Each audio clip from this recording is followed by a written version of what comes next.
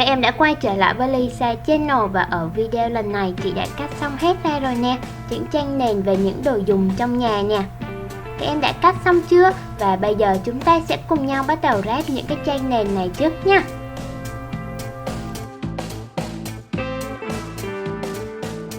Tranh đầu tiên chị chọn là phòng ngủ và chị sẽ lựa chọn những cái đồ dùng trong phòng ngủ ra và sau đó chúng ta sẽ bắt đầu sắp xếp vô trong căn phòng. Để dán được thì chúng ta sẽ sử dụng băng keo hai mặt ở mặt đằng sau của những cái hình đồ dùng nhé.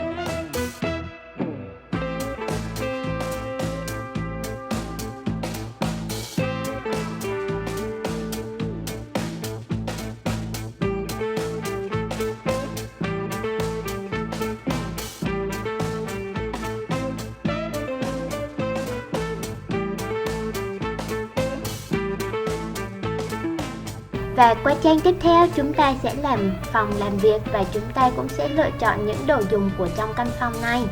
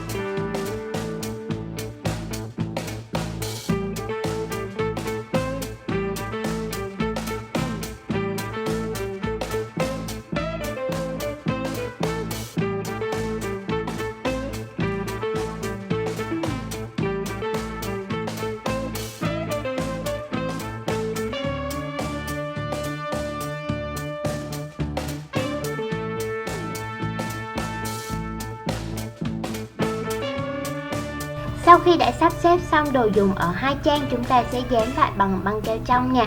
Và các em nhớ là chúng ta sẽ xếp hai tờ giấy này bằng với nhau nhé.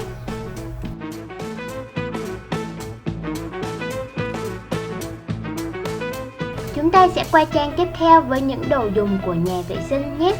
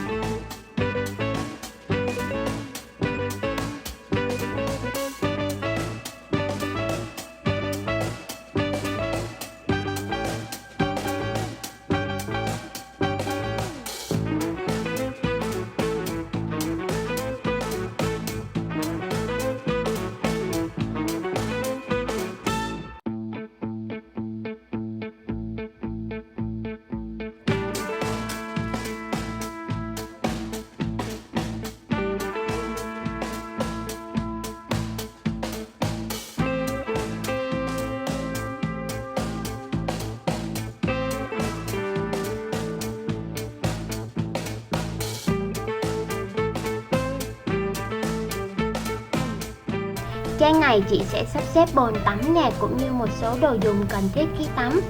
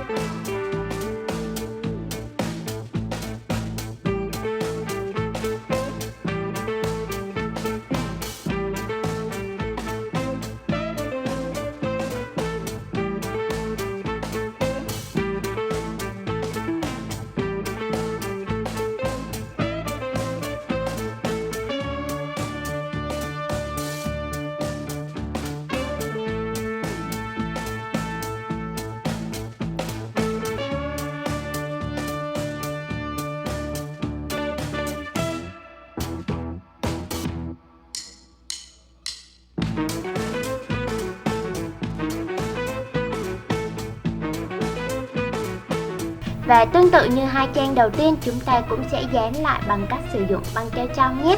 Và hẹn gặp lại các em ở video tiếp theo, chị sẽ hướng dẫn tiếp những trang còn lại trong ngôi nhà này nha. Nếu các bạn yêu thích kênh thì hãy nhanh tay đăng ký, like và share để ủng hộ kênh.